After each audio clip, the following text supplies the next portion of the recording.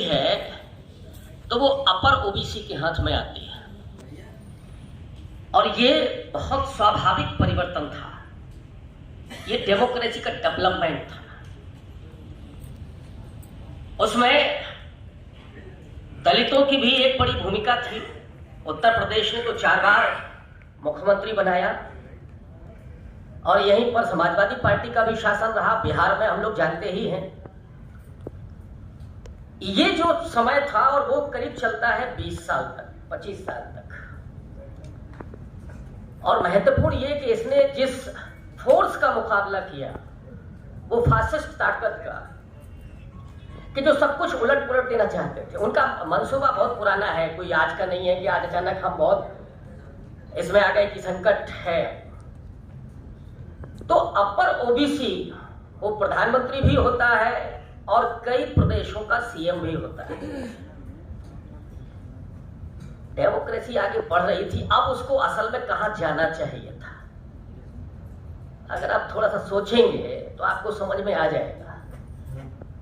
उस सत्ता को जाना चाहिए था अति पिछड़ी जातियों के हाथ में। उस सत्ता को जाना चाहिए था जो तमाम दलितों की जातियां हैं, नॉन जाटो। मैं कल का ही वो, अगर आप दृश्य याद कर रहे हो, मुसहर था प्रयागराज का, जिसकी घर की बेटी और किसी की बहू अनीता नाम की वो स्त्री मर जाती है बिना इलाज के। उसको 4 कंधे भी नसीब नहीं होते। वो मुसहर जाति की थी। कितने संगठनों ने आवाज उठाई?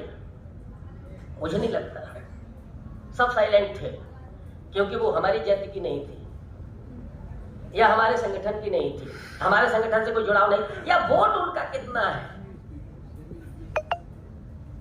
तो अब जहां उसको जाना चाहिए था 20-25 साल के बाद, मुस्लिम में पसमानदा के पास जाना चाहिए था, आपने उसको रोका। चाहे उत्तर प्रदेश हो चाहे बिहार, क्योंकि आप बैटन उनके हाथ में नहीं देना चाहते थे। वो जितने सामंती हैं उतनी ही सामंतीपन आपके भीतर घुस गया था। आप उनको सत्ता हस्तांतरण नहीं करना चाहते। सत्ता तो छोड़ दीजिए, सत्ता का एहसास नहीं कराना चाहते थे। इन 20 साल में आपने क्या किया है? इस सभा में कितने मुसहर, कितने खरवार, कितने नट, कितने कंजड़ हैं, बता दें मुझे एक भी हो। अति पिछड़ी जातियों के कितने हैं? एक भी है क्या इसमें? अति पिछड़ी जातियों का, अत्यंत पिछड़ी जातियों का कोई नहीं। तो जहां डेमोक्रेसी को जाना चाहिए था, जहां सत्ता को पहुंचना चाहिए था, उसको आपने रोका। प्रतिक्रियावादी ताकतें हावी हुई और वो जिनको आप रोज गाली देते हैं कि वो अंधविश्वासी है, वो पाखंडी है, वो भाजपाई हो गए हैं, हिंदुत्ववादी हो गए हैं, कावड़ ढोते हैं, जिसकी बेटी मर रही हो, इलाज ना हो, अगर वो बाप किसी मंदिर में चला जाए तो आप उसको पाखंडी कहेंगे? बोलिए, जाए कहां जाएगा? वो है उसके पास कोई विकल्प क्या? आपने हॉस्पिटल खड़े किए क्या? हम कई बार नारे लगाते हैं, बाबा साहब तेरा मिशन अधूरा, हम सब मिलकर करेंगे पूरा। क्या मिशन था बाबा साहब का? बाबा साहब का यही मिशन था कि आप संख्या बल देखिए और राजनीतिक पार्टी बना करके कूद जाइए और केवल सीएम और पीएम बनिए। यही एक मिशन था क्या? आखिरी समय पर बाबा साहब 3 मुद्दों पर खास करके ध्यान दे रहे हैं। एक आरपीआई का गठन करते हैं, दूसरा बुद्धिज्म को स्वीकार करते हैं और तीसरा बुद्धिस्ट सोसाइटी ऑफ इंडिया का निर्माण करते हैं। बुद्धिस्ट सोसाइटी ऑफ इंडिया का मतलब कि उनको हॉस्पिटल चाहिए थे, उनको अपने स्कूल चाहिए थे और तमाम सामाजिक सांस्कृतिक संगठन और संस्थाएं चाहिए थी। उस पर काम किया क्या आपने 20-25 साल में? तो ये स्थितियां हैं। इसलिए मुझे लगता है कि थोड़ा अपने गिरबान में भी झांक करके देखना चाहिए। अब वो अगर उधर चले गए, और मैं ये डंके की चोट पर कहता हूं कि जो ये कहते हैं कि अति पिछड़े हिंदुत्ववादी हो गए, वो कतई नहीं है। वो किसी डर की वजह से वहां है।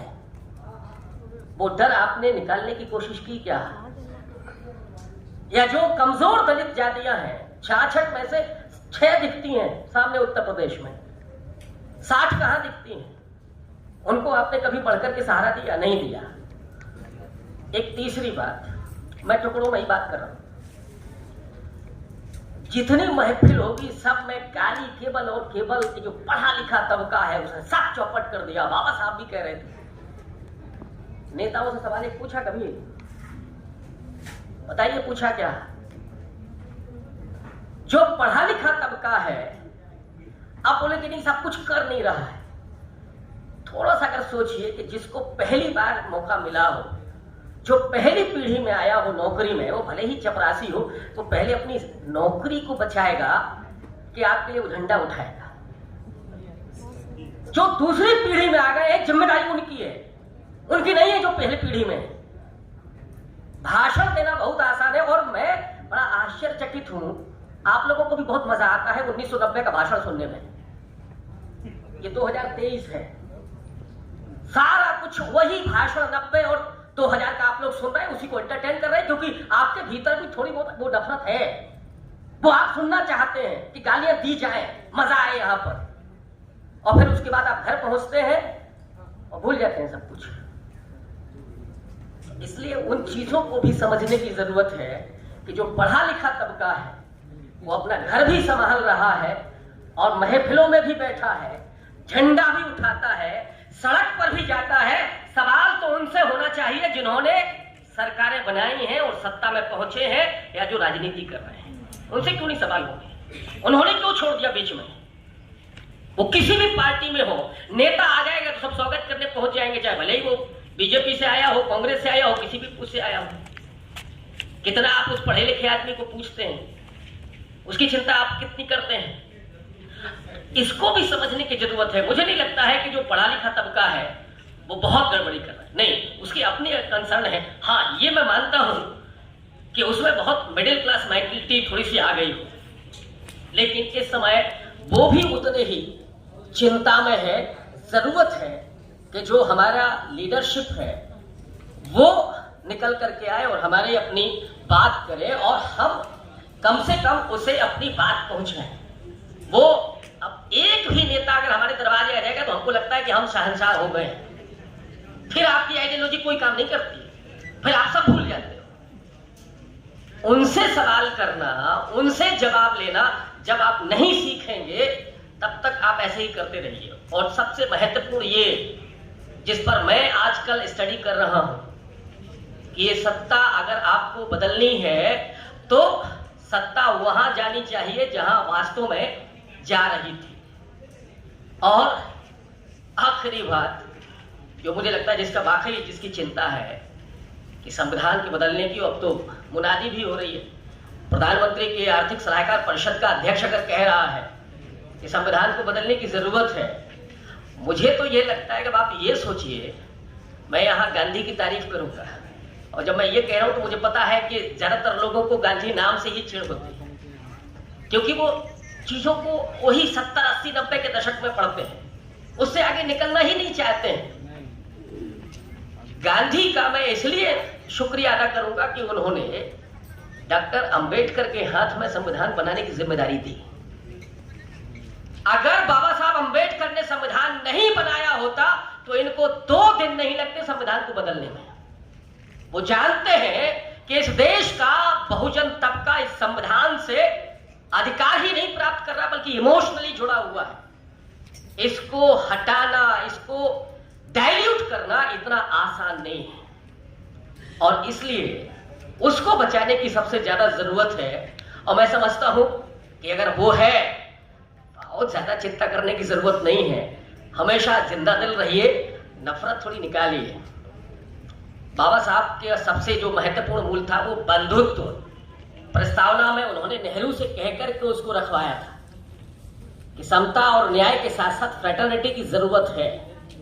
वो बात अलग है कि हम उसके भी लड़ेंगे कि हम तो समझे भाई और वो समझे चारा, ये नहीं चलेगा, लेकिन बंधुत्व का भाव बेहद जरूरी है।